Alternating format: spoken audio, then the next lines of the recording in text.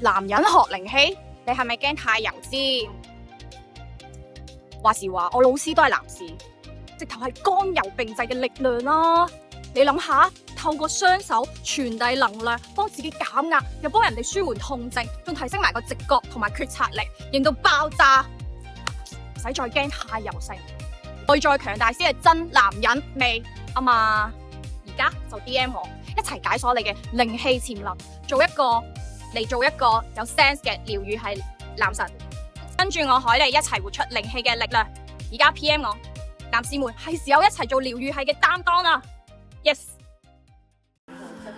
同埋咧，我啱啱拍咗條片咧，我remind 翻，其實我哋靈氣始祖係男士臼井先生啦、林中次郎啦、土谷裕啦，啲全部都係男士嚟嘅，所以其實學靈氣咧真係冇分男女嘅，只要你有嗰個好奇。